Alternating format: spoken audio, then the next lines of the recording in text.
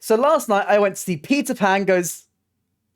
Oh, for God's sake. All jokes aside, last night I went to go see Peter Pan Goes Wrong. This is another in the long line of Mischief shows, which actually is a revival. This is a show that we have seen around the past couple of years. I can't remember exactly where it was in the West End, but it has had a West End run, I'm pretty sure. This is a revival. Like, I am 99.9% sure of that. But we've also seen this specific show get adapted for TV, with a shortened version of it being produced for the BBC, and that was like the catalyst towards them getting their own TV show. And this year saw a slight renaissance for it, as they took the show to Broadway, following the success of Play That Goes Wrong there. And because it isn't in the UK, and seeing as they had it over on Broadway, they've kind of sparked it back to life over here, giving it a UK tour and a short season at the Lyric Theatre in the heart of the West End, just before Hadestown opens next year. So, with all that said, I think that this might be my favourite Mischief show ever.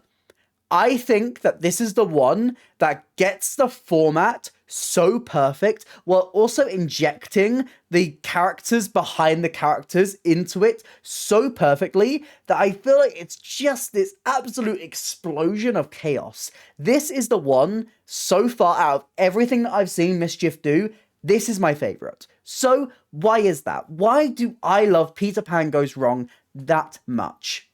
Let's find out. But if you haven't seen my face before, hi, I'm Ellie. I talk about theatre. I am the most chaotic theatre person on the internet, so it makes sense that I enjoy a good Mischief show. I do reviews, I do discussions, I do video essays, and if any of that sounds interesting to you, please consider hitting like and subscribe. It really helps me out, it helps out the channel. But let's move on to the best Mischief show. Oh no, it isn't. I love Mischief Theatre and what they do. I think with their Goes Wrong stuff, they have really captured just the essence of slapstick and perfected it. And then we also see them pushing the boat out. We've seen them do Mischief movie nights where they do improv. We've seen them go into darker comedy with things like Good Luck Studio. We've seen grown-ups tackle different sides of things. They are most known for their Goes Wrong stuff, but them as a group of theatre makers are so much more than that. And they have delivered on so many great comedies. I think there is something so universal about the concept behind the Play That Goes Wrong and Peter Pan Goes Wrong and all of these Go Wrong shows, because you kind of want to see it. You love to see the behind the scenes. The way that everything kind of falls apart is so satisfying to watch. So much so that you, as an audience member, are waiting. You are waiting with bated breath to see how they are going to screw this up royally. And through that, there is a method to the madness that it brings. And I feel like Peter Pan Goes Wrong has something about it that just makes it work even better. And I think the thing that it is that it works on adapting a story that we already know. The thing with Play That Goes Wrong is that it's an original story. Look, it's not something that's really hard to get your head around, but it is still original. It's their own story that they've made. It's based very clearly on Agatha Christie and like the genre of the murder mystery. And so you do have a lot to kind of point at and go, I see that's what would typically happen in a murder mystery. That's like the formula of the genre, and this is how they're going to subvert it. But having something as iconic as Peter Pan, a story that everyone knows, a story that is constantly retold, and has even been simplified a little bit to become more panto style, which this show is very much trying to go for. Which is something that I'm really interested in. If anyone actually caught the show on Broadway, pantomime is like the whole thing behind this. Pantomime is the genre that they're playing with. And there's so much about it that feels like you need to know about the panto genre going into it. So how much has changed? Do they do like the whole he's behind you, oh no there isn't? Do they do the pantoisms or are they taken out? Obviously, being performed to a UK audience over here in London, all of this is in there and it's fantastic to watch. As often with these Mischief shows, this play follows the Mischief gang trying to put on a production of Peter Pan. You have all your classic characters like Chris the director, Robert who wants to be the director and thinks he's the best actor, you have Dennis who forgets his lines, these typical kind of characters that you would see in a amateur production. But the thing that Peter Pan Goes Wrong does really well is it takes these characters who were introduced in The Play That Goes Wrong and gives them a little bit more backstory. And it is genius because it uses the politics of the group and the relationships that are built up of the actors behind the show and has this start to leak into the actual performance, actually building on these characters and giving you a further understanding of who they are. And I feel like one of the key reasons they get to do this is because everyone knows Peter Pan. Everyone knows this story. They don't need to get bogged down into making sure you know it. So it can play around with the format of this. It can play around with the idea of Peter Pan Goes Wrong without having to sell you on a new story. And with that space that is left, it plays with these people that you've been introduced to. You really end up feeling for these characters, despite the fact that they are characters playing characters. You feel sorry for Max as he's pushed aside. You feel angry towards Jonathan and his kind of up his own arseness, I'll describe it as. And because of this, it managed to take something that on its own works. The format and the formula of Goes Wrong works so well, but it takes that and adds so many extra layers to it that makes for an even more enjoyable experience. The slapstick in this show has so many wonderful moments. My favorite entire sequence in the whole show is the "Oh no it isn't" sequence, as we see Captain Hook about to poison the medicine bottle that Peter is going to drink. And he does the whole typical, he speaks out to the audience, but the director doesn't think that this is a pantomime. The director thinks this is a very serious play. And so you are kind of cued as an audience, and with the typical formula that you have with panto, to join in and shout out. This is very much the style of pantomime. It's all about audience participation and joining in if you want to. And so you get the complete opposite reaction of this performer to what you would normally expect from a panto. And they stretch this scene perfectly as more and more people start joining in and saying, "Oh no it isn't," and you can see Harry Kershaw as Chris just get more and more frustrated and angry, going on these massive long tangents and rants, even throwing in jokes there about Nicole Scherzinger saying she doesn't have to deal with this in Sunset Boulevard, murdering her lover every night, until he's essentially having this giant tantrum on stage. It's hilarious. And this is what Mischief do so well. They take a punchline and they pull it as far as it can go, really making sure that you get every single laugh out of any given moment. There's some of the more physical comedy, like Robert getting stuck in the dog hatch, and then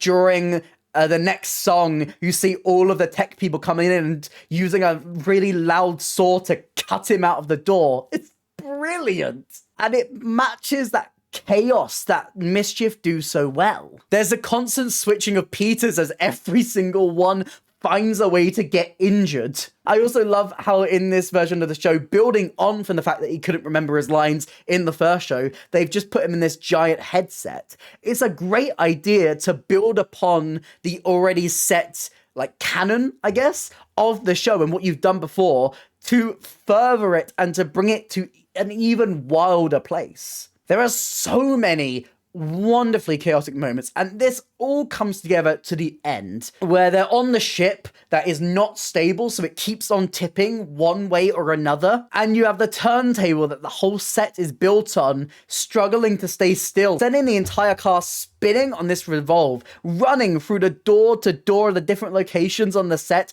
trying to keep the scene going as desperately as they can. It's the chaos that makes this work so well. It builds and it builds and it builds to this bonkers cacophony of just everyone running around and having no clue what's happening, but trying so desperately to commit.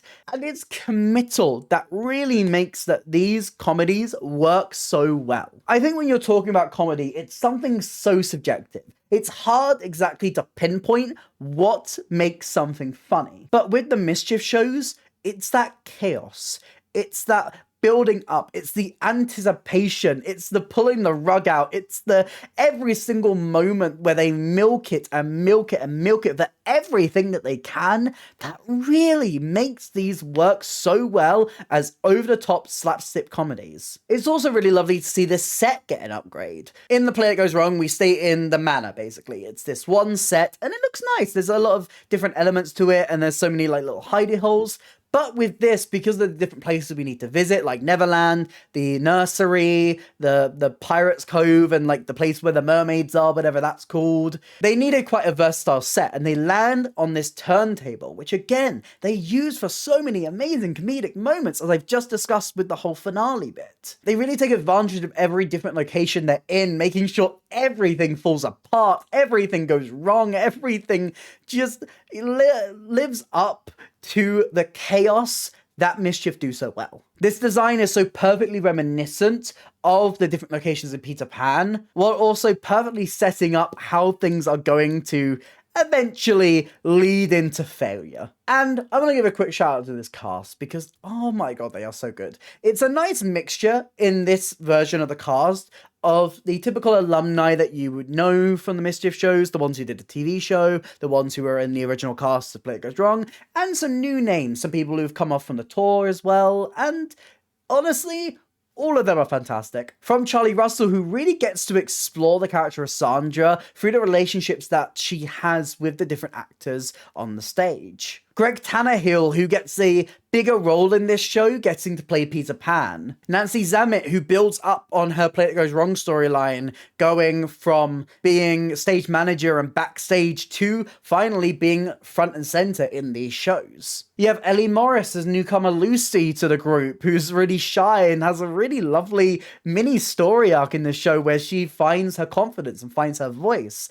And of course we have Chris Leask as Trevor, who is my favorite. Just the most deadpan, the most unserious. I love Trevor's dynamic to the rest of the group because he always plays like the straight man. He's always like the one who's like completely not up for the chaos and everything going wrong, but he still finds his way to just be thrown into it anyway. Harry Kershaw is not a new member to Mischief. He was in like the movie night stuff, but he takes front and center in Chris's role this time. And he finds his way into some of the funniest moments in the show, milking every single second out of the "oh no it isn't" rant. There's Clark Devlin, who gets to play Dennis this time, just this absolute buffoon of a character. I adore his like innocence and his naivety to everything. Matthew Howell plays Robert with all of the like grandioseness that this character demands and the very smug nature to him. And there's Jean-Luc Worrell, who gets to play the narrator in this, who has some amazing moments, especially a little song that he gets to sing towards the end of Act 2 that is a absolute crowd-pleasing moment. But out of everyone in this show, I feel like the heart of this one is really placed on the character of Max. He's the one that, when you're getting into the character dynamics and the actual relationships of the people behind the show, it's Matthew Cavendish's Max who just, you really fall in love with. He's so sweet, and he's constantly being belittled by all of the other members of the group. So when he finally gets his moment to stand up and shine, it's so good.